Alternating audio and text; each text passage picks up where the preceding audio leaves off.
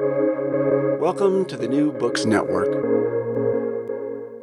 Hello, everyone, and welcome back to New Books in Gender Studies, a book on the New Books Network. I'm Yana Byers, your host, and I'm here today with Manon Garcia, the author of We Are Not Born Submissive, How Patriarchy Shapes Women's Lives, published this year, 2021, by Princeton University Press. The book was originally published in 2018 by Clément as On ne n'est pas soumise, on le devient, and I apologize very much for my accent. My recent study of Dutch has done terrible things to my vowels. I can't speak Italian anymore either. I'm sorry. So hello, Manon, and welcome to the podcast. Hi. Thank you for having me. It is wonderful to talk to you. And so you are in Cambridge this morning. How are you doing? I'm doing okay. It's been a wild ride this last year, but it starts looking like things are getting better. So it's great. I look forward to that. Yeah, and you'll soon be relocating to New Haven, where you are taking up a job as an assistant professor? Yeah, I will start as an assistant professor at Yale next month. Congratulations on that. That's great news. Thank you. And well-deserved, and it fits really. This book is a bit of a sensation amongst theorists and philosophers. It's an ambitious work of theory, the kind we just don't see that much, that doesn't happen enough.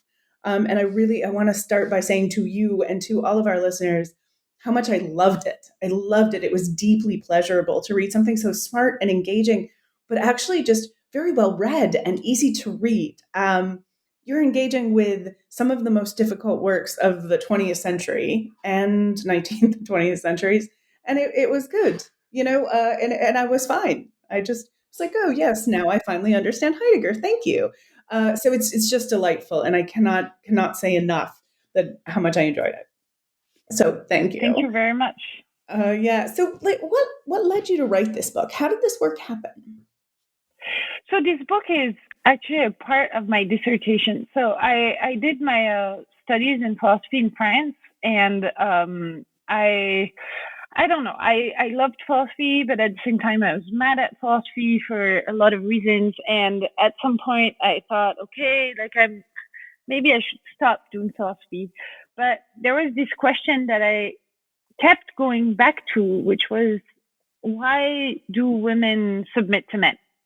And I don't know. It seems basic, but I saw it in so many instances in myself, in other people. I was very interested in my grandmother, for instance, who's a very strong woman, and at the same time who's been a housewife and who's served everyone her whole life, and who seems to resent it, but also takes pleasure from it. So I was very interested in trying to figure out what was going on there. And so I wrote this dissertation, and it took me years, and French dissertations are way broader than American dissertations. So my dissertations ended up being 800 pages long. And so my idea was, okay, I need to look at submission in all the possible different ways with a lot of different literatures, and so that's what I did. And I defended my dissertation in July 2017, and 3 months later, the Weinstein scandal popped up and the Me Too movement. And it was very interesting for me because I had worked on women's submission for 8 years already, and all through my dissertation, people told me that feminism was not an important topic anymore, that it was over, that maybe if I were doing more gender studies, it would be, but it seemed like I was really going against the mainstream. And suddenly the Weinstein affair happened. And in France, there had been no book in feminist philosophy written recently. And my dissertation advisor said during my defense that it was the first dissertation in feminist philosophy defended at La Sorbonne, in the history of La Sorbonne. So, which is crazy compared to what's going on in the US, but we can talk about this more. But so here I was having an expertise on a topic on which in philosophy, no one had an expertise in France. And as an important part of my dissertation, well, a whole chapter out of 8 was devoted to the philosophy of Simone de Beauvoir. And I had been thinking about how she's misperceived in France and how people don't understand that she's a philosopher and that I should someday write a book about it. And so the Me Too movement happened, and I thought, okay, like this is the perfect time to not publish my dissertation as a whole, but publish an like readable version of the chapter on Beauvoir as a book to show A, what's going on with woman submission, and B, that Beauvoir is a philosopher. And so that's how it started. And of course, we can talk more about this, but I translated the French version of the book into English, and it was more of an adaptation because, of course, the norms of public discourse are very different. For instance, if you talk about Penelope in France and people read your book and you talk about Penelope waiting, everyone knows what you're talking about. Everyone with a high school degree, maybe not everyone, but like it's something you can expect people to know. And so there are a lot of references like this that I had to explicate. And also, I think the writing style is a bit more different, that English readers are more used to being walked through the different steps that you take. So that's so I rewrote a bit, but yeah, that's how the book happened. Oh, wow. I'm reeling the first piece of feminist philosophy. How is that possible? So I think it's very complicated. First, I think there's like serious misogyny in the philosophical world everywhere, and in France in particular. And there was a very big effort of gatekeeping. So I think very important writers like Michel Ledeuf or Sarah Kaufman or were pushed away from philosophy, or were put in a situation where it was not possible for them to do their work.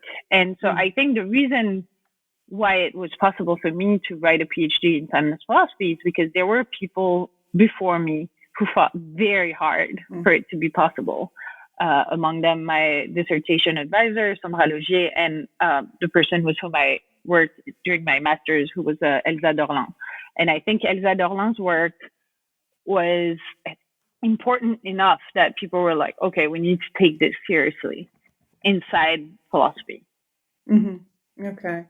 I mean, good then that this happened. It is just baffling. And I think that there's this other piece, that people are telling you feminism is over. We're done with feminist theory. We don't write we don't write about women anymore. We talk about gender and we talk about queer theory.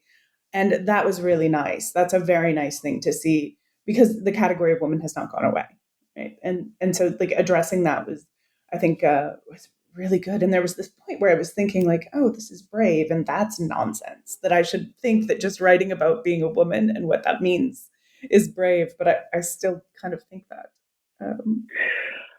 I mean, I think there are very good reasons to have been wary of the second wave feminist conceptualization of womanhood and that it was not inclusive enough. But I think I'm very convinced by Beauvoir's argument, or Beauvoir's quote in The Second Sex, when she says, when we walk in the street, we see men and we see women.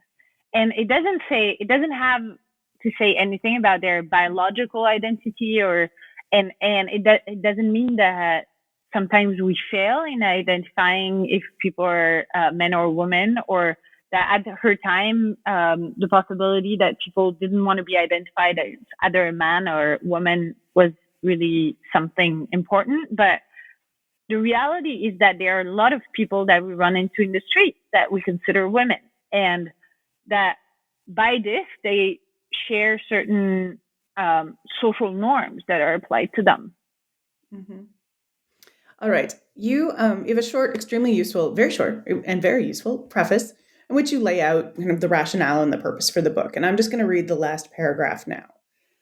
Quote, this book aims to analyze these apparent contradictions with the help of philosophy, especially the philosophy of Simone de Beauvoir, It does not seek to offer ready-made answers or solutions, but rather to show the complexity of the world and of lived experiences.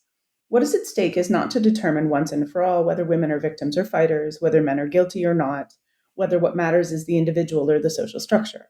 On the contrary, to examine women's submission to men is to study the complex ways in which gender hierarchies in society shape women's experiences. All right, so we know where we are. This is a philosophical approach to one of the most enduring situations in human society, which is ongoing gender hierarchy. And that's really well done. So let's start here. You explore some questions about the benefits of exploring submission at all, noting that most feminists and feminist theory avoids it. And I'm curious why you think that why it is that so many feminists are squeamish about this topic. So I think I'm a bit guilty of saying here, like, what I do is extremely original. It's not that original, but what I want to say is that I think there's been a focus and a right focus on what men do to women.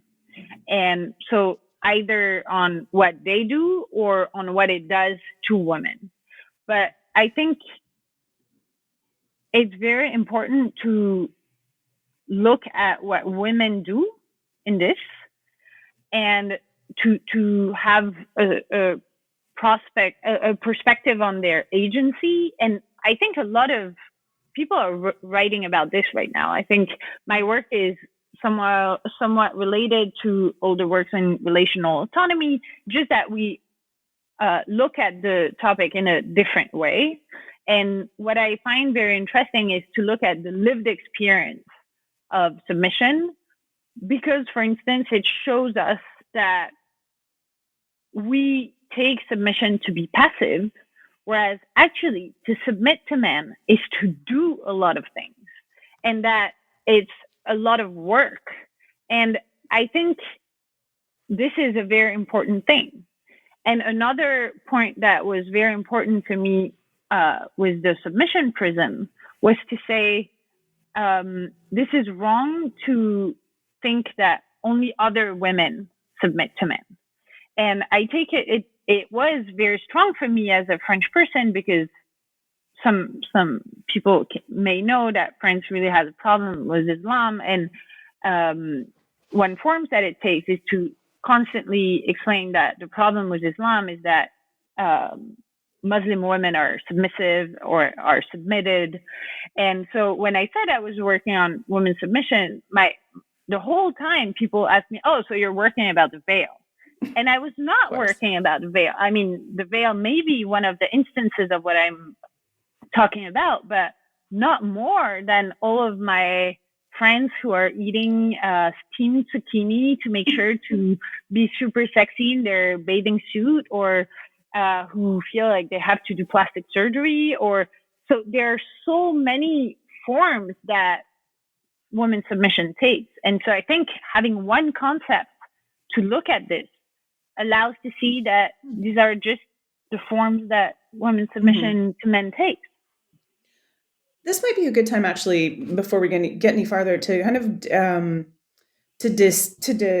describe this and kind of define it. So your first chapter, you explore submission vis-a-vis freedom and domination. And so what do you mean by submission? What is this? So the way I define it is that submission is the attitude or the action of not actively resist a hierarchical power exerted on you. And so what I mean by that is that I think we have a tendency, when we think about domination, to conflate two meanings that domination can have. Domination can be a relationship between two people, for instance, or an action of one person over another one. And I take it that when we look at the relation of domination, because of this mixing of meanings, we just look at what the dominant does to the dominated. But what I want to say is that in this relationship, there's also what the dominated does. And this is what I call submission. That, like, as long as the dominated does not actively resist this relationship, then what they do can be understood under the term of submission. Right. And then what distinguishes women from each other is the degree of submission. There are not women who are there are not submissive women and dominant women. Being that submission is part of the human condition or the female condition. Yes, because I think that this is where my distinction between domination and submission is too minimal. Is that, of course, what shapes the relations of domination are also structures of domination. And that I take it that because of patriarchy, women are systematically in a domination relation with other men, and therefore they can resist it more or less. But at the end of the day, the social norms of patriarchy are so strong that it is impossible to absolutely not be normed and to not be shaped by patriarchy.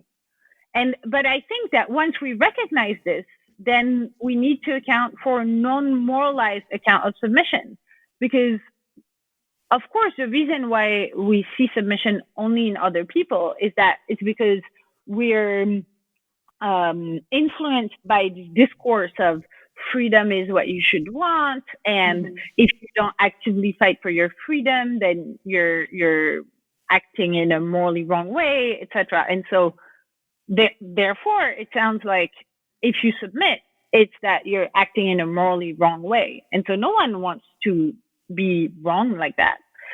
But I take it that once we understand that we can't free ourselves completely from patriarchy, then we have a basis to think about emancipation in a productive way. All right. Yeah, and it's we'll get more into this, but I want to note that admitting to submission is not just immoral, but it's unnatural, right? There's this idea that there is something humans are meant to be. We are all born equal. We are all. But part of being human is the pursuit of happiness, the doing what we want, self-determination. And in the U.S., perhaps even more than other places, we have this idea that like the rugged individual who goes off to find their own life is the pinnacle of human existence. And that's what we're here for. Yes, so that's a part of my reflection. Of course, I was deeply influenced by Carol Pateman and her work about how liberal ideas of freedom are deeply sexist, right? And in general, like, she's not the only one to have written about this. And I also, part of my studies, I studied economics, and I studied feminist economics a lot, and feminist history of economic thought. And it was very clear how women were not taken into account, and how the form of agency or rationality that women have has been seen as abnormal. But so of course we think, okay, we're born free and equal. Why are we not still free and equal? And so that's, in a way, so and that's, where Rousseau starts from in the social contract, right? That he says men are born free, and yet they live in I don't know how you translate it, but they're not free anymore. And I think in a way that was my starting point. But then I realized the problem with the question that Rousseau asked is to think that humans are born free. And that's where I think Heidegger is very useful. We're not going to fully explain how it works here, but it was very important for me to bring up Heidegger, because I think first, like, he was very important for Beauvoir's thinking, but it is a very important way to address this common sense idea that we have that we're born free. And I think you can explain how Heidegger thinks it is wrong without doing it in a obscure Heideggerian way. Sure. And I want to just make sure we have this point clear, that seeing submission as kind of natural in women is essential to permit the historically constant position of male domination, right? Humans are born free and equal, which makes submission immoral, as you noted. But if women choose their submission, if it's natural, if it props up in the natural agreement and the harmony of heterosexual pairings, as Rousseau would want us to believe, then it's not unjust or immoral, right? Then it's just Good. Yeah, Naturally. so that's also a response to your question about feminists who have not talked about this much, is because, of course, when we talk about women being submissive, it looks like we're agreeing to a natural submissive condition of women. And so this argument of women's submissiveness has been used against women to say either that their subjection was natural and normal and that nothing should do against it, that it was a good state of the world, or that they were guilty of not wanting freedom. And so, and these are two different arguments, but I wanted to say, well, no, we can look at this issue without falling in either of those traps. So I don't think that women are naturally submissive, and I do not think either that they're fully morally responsible for their submission as something wrong that they would be doing. Right. Okay. So then there's this, then we look at the problem without any judgment, and we figure out what's going on. You managed to rehabilitate Catherine McKinnon for me, which is really impressive. I've been angry at her since sometime in the 80s.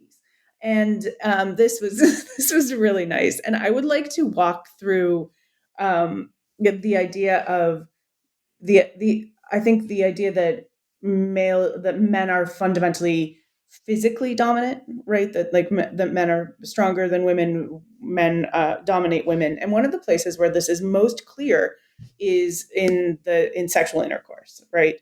So sexual intercourse equals vaginal penetration. It begins when the penis enters the vagina. It ends when the man orgasms. And so what does this definition of sex and like the sex act do for our understanding of gender relations? So that's a large question. I'm actually finishing a book about sexual consent right now, so I'm deep in this question. Well, I don't know if this metaphor is very good right now, but yeah, I happen to be a huge fan of Catherine McKinnon. I disagree with her on some things, but I think and I think she. Yeah, I think she changed the world. I think we can say it like that. Yes, I think she changed the way we look at the world, but I do think that indeed, sexual intercourse is a place where we see very well the weight of gender norms on how we can exert our freedom. Because if we think that sexual intercourse is penetration, if we think that it starts and ends with male desire, if we think that what is sexy about it is a sort of display of violence and aggression, and if we think that a woman who's good in bed is someone who looks like she appreciates what the man is doing, mm-hmm. and moves a little bit, but not too much, right? Mm-hmm. We all have these I don't know, maybe it was stronger in France than it was in the US, but when I grew up in middle school, etc., I remember this trope of the they used to call it starfish. So how do you call it? The stars that you have inside the ocean?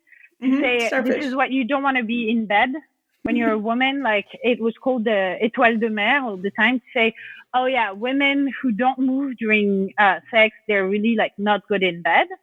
But at the same time, it showed something about what women were expected to do. They were expected to receive and show appreciation, but not do much more than that, because then otherwise you're a slut, obviously. Yeah. And so I think it shows something about what is expected of women. They have to do something, but to do something that makes them look like they're doing nothing.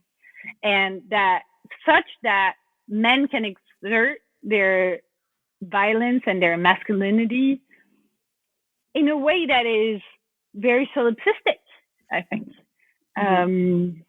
Yeah. So dominance is at the heart of men's sexuality then, like male dominance, female appreciation. Yeah, and I think McKinnon makes a point that is crucial, is to say we should look at sex as one of the parts of the world, but not as a distinctive part of the world. And in a way, like sex is where male domination takes a form that allows it to perpetuate itself, etc. But there are many other spheres where it's the case. What McKinnon was really strongly going against was the idea that there was a private sphere where there we would love each other and there would be no structures of domination and submission, and say, well, in sex and everywhere else, what masculinity is coded as dominance, and or is not coded. What masculinity is dominance, and what femininity is submission. Right. I mean, she goes to a real, like, the radical place that the masculine feminine distinction precedes men and women. Exactly. So I think that may be where I'm more of a Beauvoirian than I'm a McKinnonite in what I deeply believe, because I think there are some flaws in looking at the world like that. But McKinnon is very explicit about the fact that she's not looking for providing a narrative of how things came to happen. It's not to say, well, there was dominance and submission, and we said, these dominants will be men and these submissive will be women.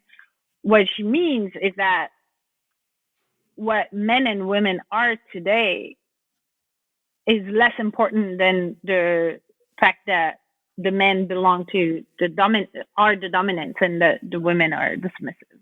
Yeah, like there's this category of people who are dominant, and they are the powerful creatures, and they are masculine, and they are men, and that's the category. That's what we constitute them as, and there we are. Right. And so I think it's actually the moment to make a distinction that seems important for me, which is that a lot of men tell me when I present my work, oh, but I submit to my wife, like she's the one. Mm-hmm. And one example that they take is that they say, she's the one who decides where we go on vacation, who books everything, who chooses the hotels, etc.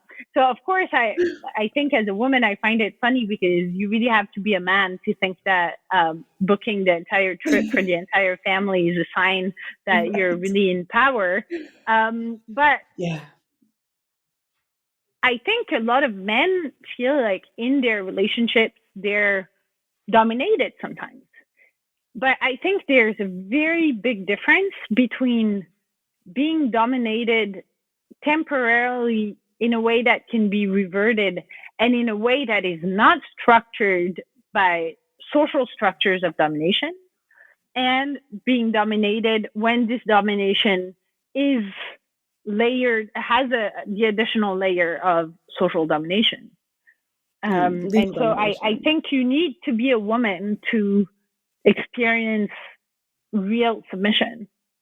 Yeah, I'm in charge of the household because I'm the one who has to do the grocery shopping. Yeah, only a man would think. Yes. All right. So we see the relationship here, like natural, legal, descriptive, constructed, all of these things between femininity and submission. Yes.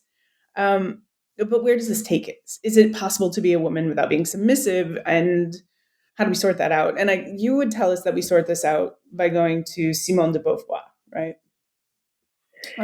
Yes. So I think, of course, I can't explain the entire argument here, but one thing that is crucial in Beauvoir is her concept of situation, right? That I explain at length in the book, where she says, we are socially situated. We have a certain place in society that shapes what we can do. It doesn't mean that it determines it, but it shapes the form that our freedom can take. And for the people who think, oh yeah, like Sartre and Beauvoir, they think the same way, Beauvoir is only applying the ideas of Sartre, that's where they really disagree. Because Sartre has a sort of metaphysical view that is saying all human beings are free in the same way, or at least that's what he affirms in Being and Nothingness, and he changes his view later on to fit more the view that she has, actually. But so he says, yeah, we're metaphysically free. And she shows in her memoirs that they have a big fight about it, because she tells him, you can't reasonably think that a slave has the same level of freedom as you, or that a woman in a harem has the same degree of freedom as me. And so yeah, it's an Oriental trope. We could talk more about this, but what she does in the second sex is to say this situation shapes our freedom in such a way that what Sartre called mauvaise foi, or bad faith, or insincerity, for people who are not familiar with this vocabulary, is not, as Sartre thought, to pretend you're not free, but it is to pretend you're not socially situated. She says, for a woman, pretending she's not a woman is a form of insincerity, and it prevents her from being authentically free. And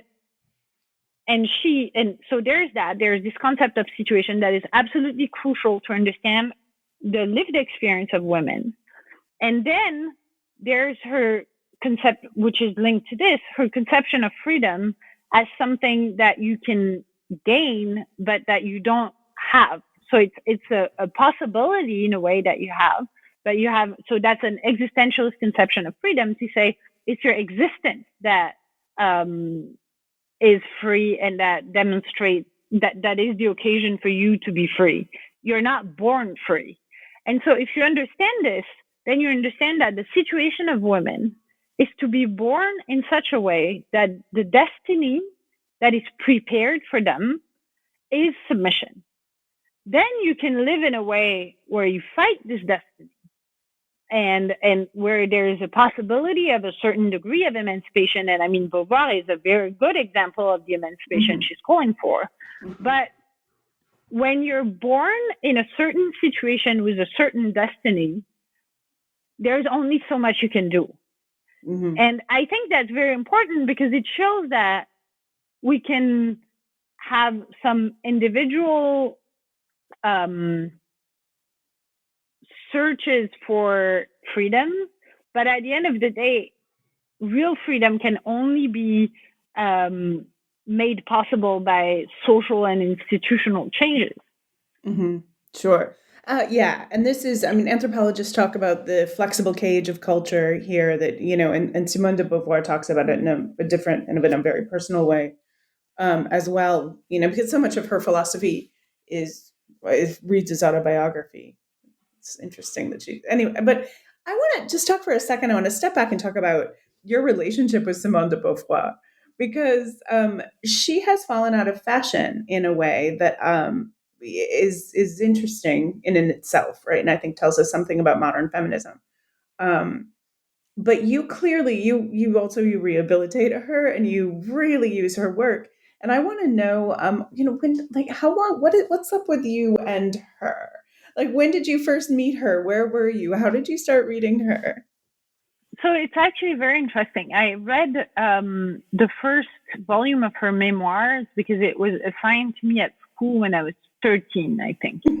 And I loved that book. It's so fantastic. And I really wish all 13-year-olds, especially girls, could read this, because it's very enthusiastic about the world, and it's a narrative of discovery and freedom, and I really loved it. And I think I may have reread it when I was in high school, but then that's all I read of her. And I remember one summer when I was 18, I tried to read the second sex, and I probably read the introduction. I had almost done no philosophy at this time, or very little. And I read the introduction and maybe the biology chapter, and I was like, what is going on? It's interesting, but it's so long, and I don't really understand where it's going. And so I stopped.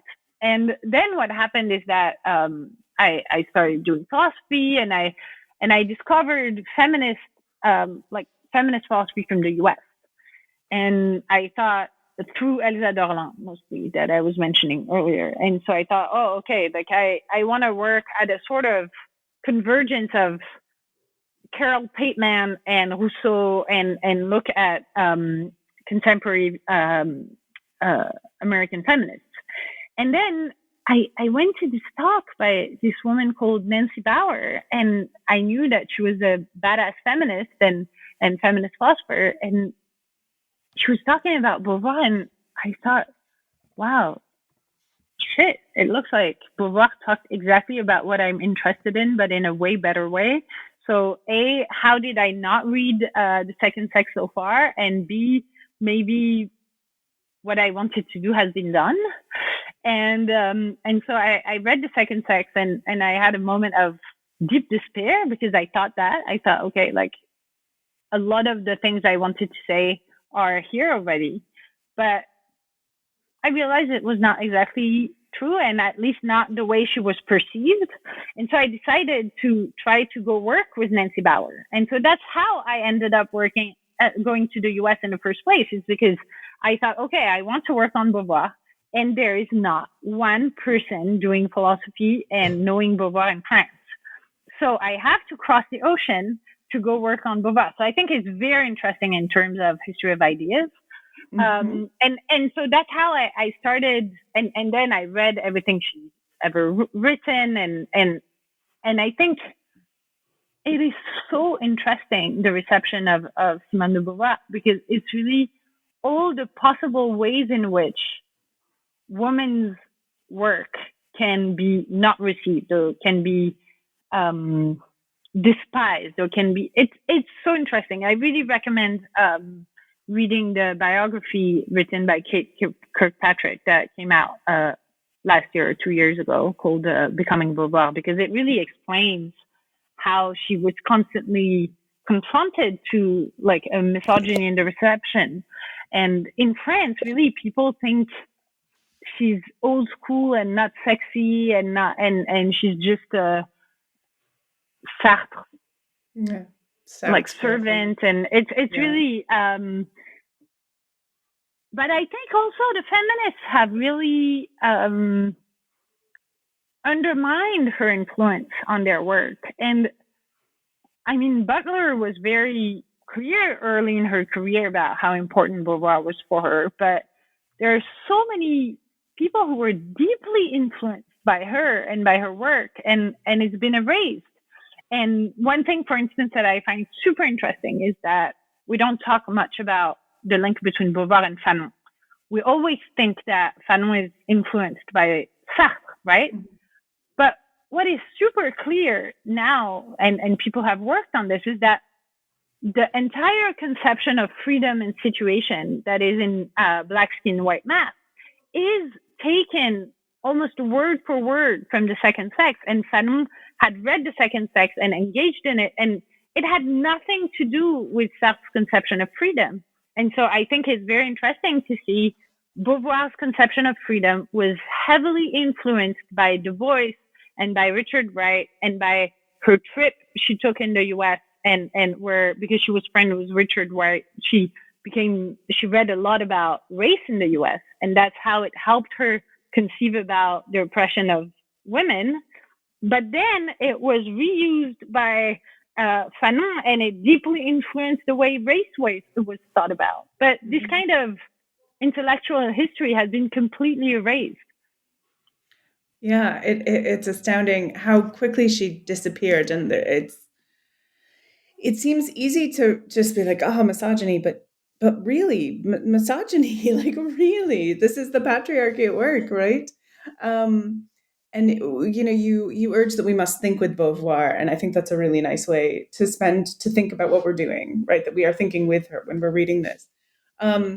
Also, I've got to say, being assigned Simone de Beauvoir in middle school is so French. I don't even like, that is like Eurovision 2021 level France, right there. Like, that is amazing. That is not what I was reading in American middle school. I will tell you that.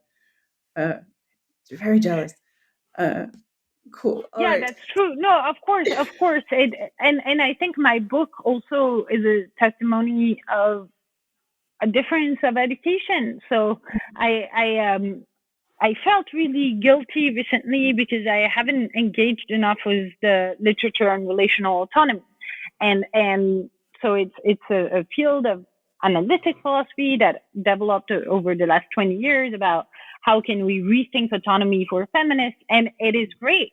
But I come from a world where we do history of philosophy, and we're way less engaging with small conversations than we're trying to relook at very broad philosophical ideas, etc. And so it means that sometimes you reinvent the wheel, or you reinvent something that has already been talked about. But yeah, I think my book is also a sign of a certain philosophical upbringing. Sure. Well, and of course it is. Right. So, if we think about the second sex as essential, pun intended, for understanding the relationship between women as a category and submission, right? The idea that one, the very famous, one is not born, right? That becomes it. One is not born but becomes a woman, right? So, and that's the situation. So this Beauvoirian concept of situation is crucial for understanding the problem of women's submission because it shows that gender shapes how individuals are in the world and what they can do, without assuming that gender has to do with nature. Being a woman is different from being a man, not because there is an essential difference between human males and human females, but because men and women are not situated in the same way in society and thus cannot exert their freedom in the same way. That's a quote from you, obviously. So I want to get there. I want us to just have that on the table so we can talk about that. If submission is not a nature but appears to women as a destiny, to be a woman is to be in a situation where submission appears to be a destiny. So how does that work? How is submission a destiny for women? Such a big question. So I think it works in many different ways. It works in education. So that's one thing that I find very funny. Now everyone agrees that gendered education is a real thing, but everything about gendered education is in the first 2 chapters of the second volume of The Second Sex. She explained all of this already. She showed how it works and what kinds of toys and what kinds of activities. Like, it's in 1949, and everything was there already. So that shows her modernity. But so yes, there's a part of it that is through education, and that we treat girls in a certain way. We tell them to not hurt themselves. We tell them to be quiet. We read them stories about Prince Charming, and we and there are all these. So she explains how this eroticism comes to exist, where what is erotic is being passive and being taken, and the role of culture and this myth of having waited and having a man that comes and takes you, and all these myths, and how it shapes really the lived existence of girls, and then of young women, and then of women. But there are also institutional things, right? So when she was writing, women were kind of expected to take care of the household, and she explains how cleaning and cooking are things that put you in a sort of repetitive task, or of fighting negative things. That, like, the men, they go to work and well, assuming they're not working in a factory where they do the same task over and over again, but the very fact that they're paid a salary for this allows them to have some sort of what she calls a transcendence, that they can project themselves in the world. Whereas if what you only do is clean, which is fight the dirt, fight the mess, you fight negativity nonstop, and it's an endless fight. So you don't create anything. And so there is a sort of what she calls an immanence that prevents women from creating or from throwing themselves in the world.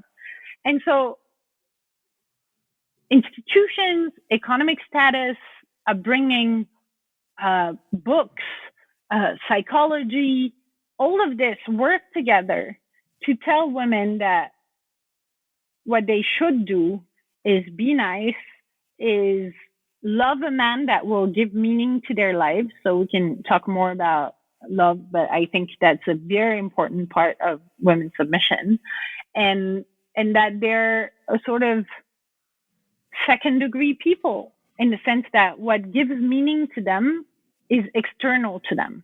So it's having kids, having a husband, whereas for men, what gives meaning to their lives is themselves. And I think that's something that we all, to a certain degree, feel. And one very stupid or mundane example is all these girls that were asked, so I think it's changing a bit now, but for the longest time, when they were asked about their future, they were asked about who they would marry or how many kids they would have. Rather, and men were asked if they wanted to be astronauts. So of course, if you ask this over and over again, it shapes what you think you can expect from the world. And so a metaphor that I like to use is a metaphor of when you go hiking in the mountains. And I also use it because Beauvoir was a very good hiker and a very impressive one. And so I think it's faithful to her to use it. But when you walk in the mountains, you very often have a path. And so the normal way to go is to just walk on this path. But sometimes you can also take a shortcut and go in the wild. And sometimes you even have a sort of machete and you create a path for yourself. But we all know that if you do that, it takes much more energy, much more time. It's much more difficult. The problem is that for men, the path leads to freedom. And for women, the path leads to submission. So yes, women can decide to go with their machete and make paths for themselves that are off the beaten path. But this comes at an incredible cost. Mm-hmm. Right. And a cost that men will simply never have.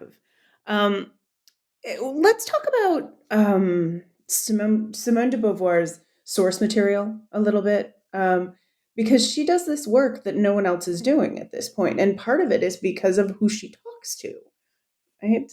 And I would like to know, like, how does she get to her points, like, and why is that useful? Right? So I think, as I mentioned earlier, that her trip to the US in 1947 is really important in how she comes to conceive of gender. Mm-hmm. Because she's a very good friend with Richard Wright, and she reads a lot about race in America at this time. She reads Gernot Myrdal. I suspect that she reads Du Bois, and so there's a lot of influence. And I think, like, the theory of the veil in Du Bois is very important to understand some of the things that she argues in the second sex. So I think this is very important. But I also think that she should be credited for her originality in a moment where, yes, she explains very clearly in her memoirs, at the moment of the war, she stops being fully individualistic in her thinking about the world, and she converts to existentialism, but not to self-existentialism. She converts to Kierkegaard. She starts reading Kierkegaard, which is very important for her, and she starts reading Heidegger, which is also very important for her. And she explains very clearly, she says, I love Hegel, it's well written, it's exciting, etc. But because of the war, I see that I am in a world with others and that it counts. And she had spent in the 30s, she had read Rosa Luxemburg, she had read Marx, she had read Engels. And this deeply influenced her. And it's very interesting to see. She explains that the difference between Sartre and her is that she reads everything she finds in philosophy, and he thinks he already knows. And or that at least, like, it's not important for his ideas. So he's very curious about the literature and the films, etc. But about philosophy, he only reads what goes in his direction. And she's much more like reading different things. And she says, it's very interesting. She says in her memoirs, that's why I'm not a philosopher. And that's why I'm just someone, I'm just a good philosophy teacher, because I can read very different things and explain what they think. And Sartre, he's a real philosopher, and so he's not interested in what other people think.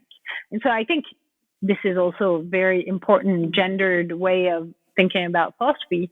But yes, I think she managed to make the phenomenology tradition talk with the Marxist tradition. and in a way that has been overlooked for a very long time. And I think I'm not paying my respect enough, but there are very important women that preceded me. Like there's Nancy Bauer, but also Sonia Crooks had a very tremendous importance in showing the political dimension of Beauvoir's thoughts. And it's precisely because she articulates existentialism, phenomenology, and Marxism she appropriates these three traditions and proposes something that makes sense of the world. Sure. I think also it's important to note that she talks to a lot of women, that she comes at it from this very autobiographical position, and she talks about the lived experience of women. So yes, of course. And she talks of women also that are not from her social class. And so that's where I think she was a bit hastily portrayed when she was seen as like this second wave feminist that is a bourgeois and just talked about Saint-Germain-des-Prés. And it's not true. She was teaching for women who didn't know how to read in Belleville during the 30s, and she's very engaged with talking to prostitutes and talking to as many women as she can. And so she has this sort of very encyclopedic way of looking at the world. She thinks, I need to talk to everyone and to read every book. And at the time, it's not completely crazy to still have this fantasy. And so she goes to the National Library in France, and she decided to read everything that's been written about women. And at the time, there were so little that had been written about women in different fields that she could really read everything that had been written about women that was at the National Library. So she tried to talk to as many women as possible and to read as many things as possible. So of course, she still has huge biases, but there's a sort of encyclopedic desire to say something about womanhood. And I think, of course, like Catherine Gines pointed that there's a problem in her distinction between women and blacks, because it sounds like there can't be black women, and that's also what happens when she distinguishes between women and workers. It sounds like women can't be workers, and so yes, there's a problem in her intersectionality. However, I think it's so interesting that all around the world, the reason why this book was such a bestseller is that you see it in her correspondence. Women in Indonesia, in Southern Africa, in Chile, in Brazil, in Japan, felt like she was talking to exactly what they were going through. And I was very surprised. I taught the second sex at University of Chicago 2 years ago. And I didn't expect that my female students would be so moved by it. All of them, they told me, it feels like she's been in my head my whole life. And there are overachieving American girls who were told that they can do whatever they want, and that's how they end up being undergrads at U Chicago, and they had very different racial upbringings, etc. All of them said, I feel like she's been in my head my whole life. Yeah, I remember that exact feeling. Oh, I felt sane. It was really wonderful. So you used, like, you think with Simone here, and getting us to this position where we see where you argue that submission is a result of women's alienation, right? Yeah. Can you talk about that? How is that? So alienation means literally in Latin, like being made other. And that's a very important part of how Beauvoir thinks about what we now call gender. And so she thinks that men have the power to define women in a way that is good for them, for men. And that the way they do that is that the problem of men is that they want women to recognize them and love them without having to reciprocate this recognition and this love. And that because if they're friends with other men, then they have to be on an equal footing. And so she explains that women are, through myth and through culture, and are defined as the other with a capital O, such that you're still a human, but you're a sort of inferior human that is high enough, like enough of a human to give recognition to the man, so that when they say like, you're great, you're amazing, I love you, it makes them feel good, but that they're not competition. And so in a way, like, it's a bit better than having a dog that barks when you arrive home. But it's still not as demanding as having a true friend that you recognize, that you engage with, to whom you have moral obligations. And I think there's something very true in this explanation of how men treat women or how men view women. I think this is one of the reasons why I know that a lot of women are very puzzled that men they have sex with are rude to them.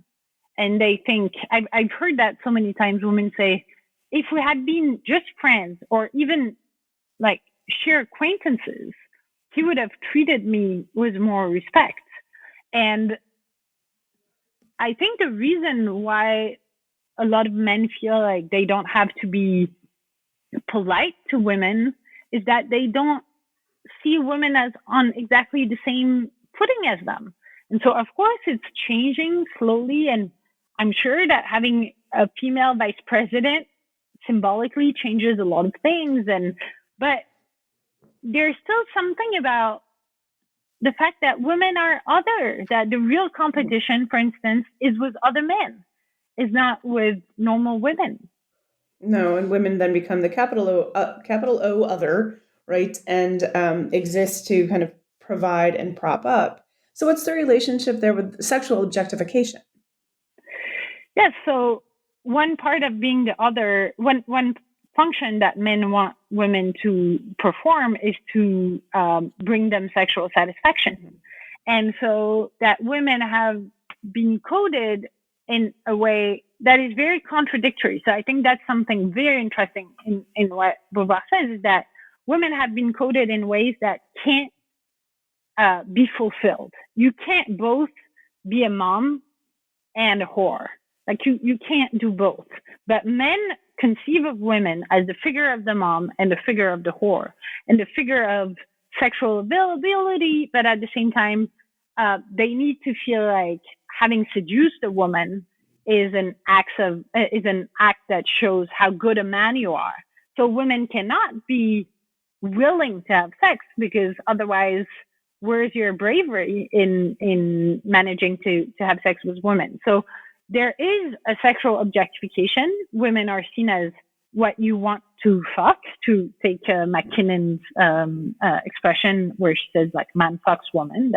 That's how men represent women to themselves. But at the same time, and I think it's very interesting, she shows that this is so disappointing for men, because then if the woman says yes, or if the woman lets them have sex with them, then the object of their desire disappears. And it means that, so there's something deeply disappointing in male sexuality through this construction of women as an other. And I think that's probably one of the biggest reason why men should be allies with women, is that they would have much better sex and much better, even effective lives, if they were in exchange as equals. All right. Yeah, that would be wonderful, wouldn't it? But it's almost not possible when we see, or it certainly isn't possible right now, women, the submission is a result of women's alienation, which occurs through their objectification, which is a sexual objectification, which is the thing you become aware of as a woman, right? And I think, I have another quote from you. Becoming a woman is discovering that our own body belongs to men's gaze even before it's fully ours, right? So you have this position where women are aware of their objectification, but then contribute to it, right? Yes, and I think that's where there is really alienation, is that the problem is that if your body is first seen by men before being yours, if you're like catcalled in the street before you can even start being horny or having sexual fantasies, etc., then of course your relationship to your own body is very weird. And then you don't know when you engage in love or sexual relationships with men, you can wonder, do they like me or do they like this body? Or who am I? Like, am I? And so, of course, we are and we have a body, and Bova is very clear about this. But the problem is that our relationship with our own body is mediated by the fact that it belongs to men before belonging to us. And that systematically, you don't know if you work on your body, like, are you becoming thin and are you putting makeup, etc., because you like your body that way or because you like the way it's looked at. And I think for the American listeners, especially, like, there was a big drama around an ad by Peloton last year. So Peloton is this new bike to exercise at home that became so popular during the pandemic. And the ad was a woman who was saying that her husband got her Peloton, and a lot of feminists said, oh, it's horrifying because it shows that the man is forcing her to work out. And I have friends who actually own Pelotons who say, no, but I'm really working out for myself. Like, it's so wrong to say that showing a woman who works out is saying that she works out for the man. But the problem is, how do we know?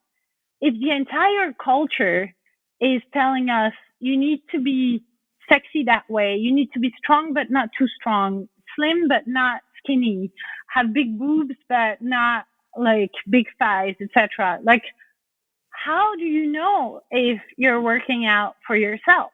So I'm saying, in saying this, I'm saying we can't. It's too easy to tell women who work out and who think they do it for themselves, oh, you're in false consciousness, you don't realize that it's patriarchy that make you do so.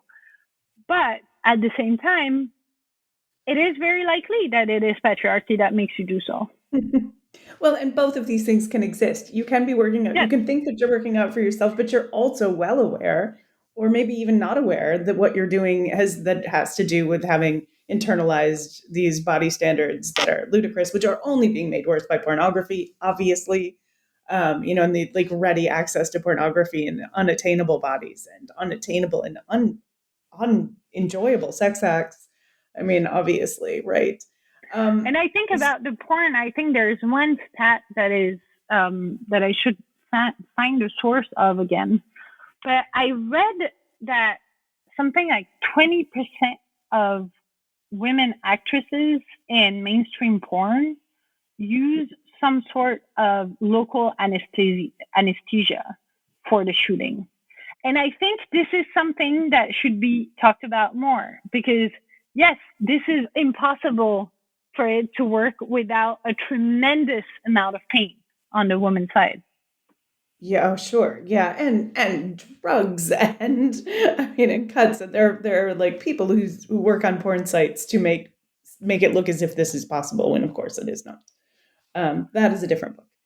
So there's then this question, the question of how women contribute are women contributing to their own submission? I think we probably have talked about that enough, and we're running out of time. So I've got, your conclusion is titled, "What Now?" And so that is my penultimate question for you. What now? So I think there is an emancipatory effect of just having the concept of submission, because it allows you to look at yourself in a way that shows you what you do and how you participate into patriarchy. But this is, of course, limited because and has negative effects, because it can just have the result of making you feel guilty that you can't fight patriarchy more, and that you're just a victim of patriarchy, and what can you do with that? So I think we need institutional changes, and we need social changes. We need much more policies that are favoring gender equality, that are putting into questions the norms of motherhood, the norms of sexuality.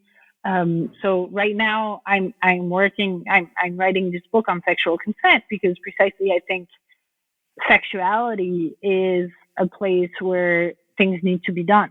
And I think one thing that needs to be done is to change the way we conceive of sexuality in general. And instead of thinking this is something where we give permissions beforehand and then it's a sort of black box that is private, say no, like what sexuality is that it's a form of communication and a form of conversation. And we just converse on another level than the normal conversations we have with each other. And so we need to think of sex as a conversation that has rules of how the conversation can work and what makes this conversation moral. And one of them is respect. And so we need to build respect into our sexuality script. So that's one of the things that I think need to be changed. And so it's not enough. I mean, I'm all for the only yes means yes view of consent, but this is not enough.